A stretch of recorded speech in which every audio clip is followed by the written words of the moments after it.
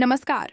भारत निर्माण में अपना सर्वस्व अर्पित करने वाले आदरणीय वरिष्ठों, पेंशनधारक साथियों तथा मेरी सम्मानित माताओं बहनों, आज इस मंच से आप सबको विनम्र प्रणाम।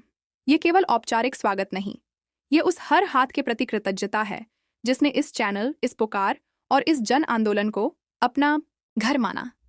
आपने जिस अटूट भरोसे से हर कदम पर हमारा साथ निभाया और इस मशाल को जो नई ऊर्जा दी, उसके लिए मैं हृदय से कृतज्ञ हूं। आज मैं केवल शब्द लेकर नहीं, बल्कि एक अग्रदूत की उपस्थिति, एक निश्चय की गूंज और करोड़ों निगाहों में तैरती उम्मीद के साथ उपस्थित हूं। वचन पूरा करने की घड़ी आ पहुंची है। इस महाअभियान के सेनापति कमांडर श्री अशोक राउत हमारे साथ हैं। उनकी मौजूदगी प्रमाण है कि हम केवल घोषणाएं नहीं, निर्णायक संघर्ष की तैयारी करते हैं। हमारे भीतर न्याय की लौ प्रज्वलित है, मन में विजय का अटल संकल्प और होठों पर वही पुराना वादा। ईपीएस 95 पेंशन धारकों की जीत निश्चित है। सम्मानजनक पेंशन का सूर्योदय होकर रहेगा। साथियों, आज का यह संवाद महज सूचनाएं बांटने का अवसर नहीं, यह नए अध्याय की दहलीज, नई रणनीति की उद्घोषणा और उस यात्रा का शंखनाद है जो हमें हमारे अधिकार तक पहुंचाएगी। यह हमारी हक अन्याय की, हमारे आत्मसम्मान की और उस उजले कल की यात्रा है जिसका सपना देश के लगभग 80 लाख वरिष्ठ नागरिक बरसों से थकी आंखों से देख रहे हैं। जरा सोचिए, जब महंगाई आसमान छू रही हो, मामूली बीमारी का खर्च हजारों में पहुंचा हो, घर का राशन, बिजली, दवाइयों की व्यवस्था खुद चुनौती बन चुकी हो, तो क्या संभव है कि कोई बुजुर्ग मात्र 28,000 की पेंशन में महीने भर का गुजारा कर सके? क्या यही न्याय है? क्या यही उन कर्मयोगियों का सम्मान है जिन्होंने अपने 40-45 वर्ष उद्योगों, कारखानों, संस्थानों को सींचते बिताए? यह सवाल केवल हमारा नहीं, यह इस राष्ट्र व्यवस्था से प्रश्न है जो अपने वरिष्ठों को ऐसी विवशता में धकेलती है। इसी अन्याय और अपमान के विरुद्ध हमने बिगुल फूंका था। यह संघर्ष 2-4 दिन का नहीं, दशकों की अखंड तपस्या है, और आज मैं विश्वास के साथ कह सकता हूं, यह आंदोलन उस निर्णायक मोड़ पर है जहां से मंजिल स्पष्ट दिखती है। इस क्षण तक पहुंचाने वाली सबसे बड़ी शक्ति है हमारे आदरणीय कमांडर अशोक राउत और उनकी समर्पित केंद्रीय टीम। आप जानते हैं, हमारी टीम दिन रात आपके लिए सक्रिय है।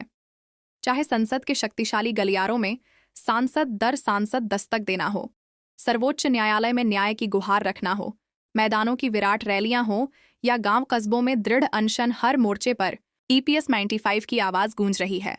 वाराणसी की पावन धरती पर हुआ महासंगम इसका साक्ष्य था। यह केवल बैठक नहीं, देशव्यापी संगठित हुंकार थी। महाराष्ट्र के संगमनेर का ऐतिहासिक सत्याग्रह तो अंतरात्मा झकझोरने वाला था। हमारे बुजुर्ग पिता माताएं 13-13 दिनों तक अन्न जल त्याग कर डटे रहे। पीड़ा आंखों में थी, पर संकल्प डेढ़। जब कमांडर साहब और टीम वहां पहुंची, उस क्षण का भाव सैलाब बता गया। यह लड़ाई केवल पेंशन वृद्धि नहीं, अस्तित्व और सम्मान की पुनः स्थापना का अभियान है। किसी भी बड़ी जीत के लिए स्पष्ट लक्ष्य और ठोस आधार चाहिए। हमारे महाआंदोलन की रीढ़ है 7 सूत्रीय मांगे। यह कागजी बिंदु नहीं, जीवन की अनिवार्य आवश्यकताएं हैं। विस्तार आप जानते हैं, फिर भी स्पष्ट कर दूं। पहले और प्रमुख मांग, न्यूनतम पेंशन आयोजित 500 प्रतिमाह के साथ महंगाई भत्ता, ताकि महंगाई का बोझ थाली पर ना पड़े। दूसरी, सभी पेंशन धारकों और जीवन साथियों के लिए निःशुल्क गुणवत्तापूर्ण स्वास्थ्य सेवाएं। आयुष्मान भारत या समकक्ष व्यवस्था से तीसरी, लंबित महंगाई भत्ता का निपटारा और पेंशन की समय समय पर स्वचालित समीक्षा। चौथी, पारिवारिक पेंशन में असमानता का अंत, समान अधिकार। 5वीं, वार्षिक वृद्धि का निश्चित प्रावधान, हर साल दहलीज पर नहीं आना पड़े। छठी, हर जिले में समर्पित हेल्प डेस्क और त्वरित शिकायत निवारण तंत्र। 7वीं, पेंशन संबंधी कानूनों में आवश्यक संशोधन, स्थायी सम्मानजनक समाधान। यह मांगे तर्क संगत, व्यावहारिक और राजकोषीय रूप से संभव हैं। नीति निर्माता भी यह भलीभांति जानते हैं। महाराष्ट्र से उठी लहर आज वाराणसी से होते पूरे देश में फैल चुकी है। हरियाणा, पंजाब, राजस्थान, तमिलनाडु, केरल, बिहार, कहाँ नहीं, यह ज्वाला प्रज्वलित पर एक कड़वी सच्चाई भी है। अब तक हम बिखरे बिखरे लड़े। 80 लाख की विराट शक्ति अलग अलग मंचों, राज्यों में बैठी रही, और सत्ता ने इसी कमजोर कड़ी का फायदा उठाया। हमारी संख्या बढ़ी पर आवाज एक तान नहीं, यही कारण मांगे टलती रहीं, हुंकार दबती रही। अब नहीं, कमांडर साहब ने स्पष्ट कहा, अब हर हाल में एकजुट होना है।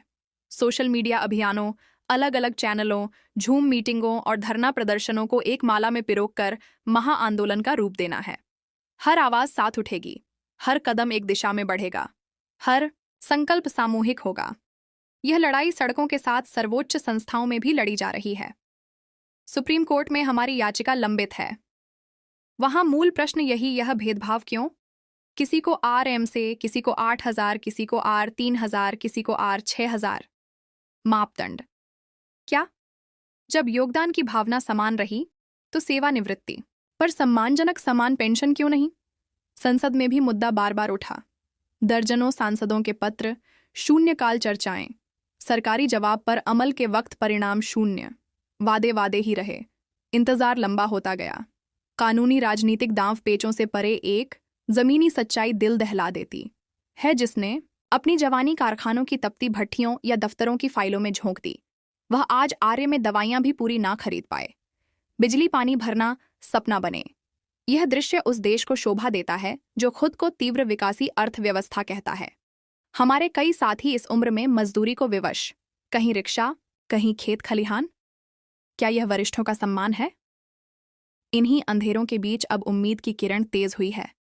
कमांडर अशोक राउत ने स्पष्ट संकेत दिए। सरकार पर चौतरफा दबाव है, सड़कों का, न्यायालय का और मीडिया जनमत का। यह मुद्दा अब टाला नहीं जा सकता।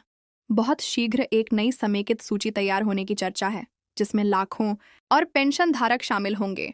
पेंशन राशि में समानता की दिशा में ठोस कदम संभव है।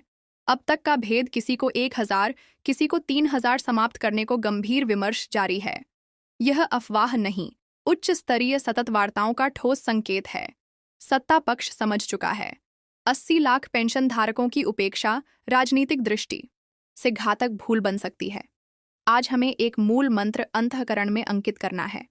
अगर हम एकजुट हुए तो हमारी जीत अटूट है, बिखरे रहे तो हार तय इतिहास साक्षी। सरकारें उसी की सुनती हैं जिसकी आवाज संगठित हो, जिसमें एकता की गूंज हो। हमें दिखाना है, हम कुछ हजार का समूह नहीं, हम 80 लाख परिवारों की अनुशासित महाशक्ति है। इसलिए मैं हाथ जोड़कर हर EPS 95 पेंशन धारक से आग्रह करता हूं, घर से निकलें, आंदोलन में सक्रिय हो, शहर राज्य की हर रैली धरने में भाग लें, सोशल मीडिया पर संदेशों को दूर दूर तक पहुंचाएं, चैनल सब्सक्राइब करें ताकि हर आवश्यक सूचना तुरंत आप तक पहुंचे। जब भी झूम मीटिंग हो, उपस्थिति दर्ज कराएं। आने वाले दिन निर्णायक हैं, विशेषकर 5, 6 और 7 अक्टूबर, इन्हें स्मरण रखिए। इन्हीं तिथियों पर आंदोलन नई ऊंचाई लेगा। यहीं से भविष्य की दिशा तय होगी। सरकार को स्पष्ट संदेश जाएगा, अब और प्रतीक्षा नहीं। अंत में यह लड़ाई केवल राशियों की नहीं, स्वाभिमान की है। उस अधिकार की है जिसे हमने श्रम पसीने से कमाया। हम भीख नहीं, अपना हक मांग रहे हैं एंड हक लेना जानते हैं। आओ संकल्प लें, जब तक हमारी 7 सूत्रीय मांगे पूरी ना हो, जब तक हर पेंशन धारक के चेहरे पर सच्ची मुस्कान ना लौटे, तब तक ना रुकेंगे, ना थकेंगे, ना झुकेंगे। जय हिंद, जय EPS 95, एकता। धन्यवाद।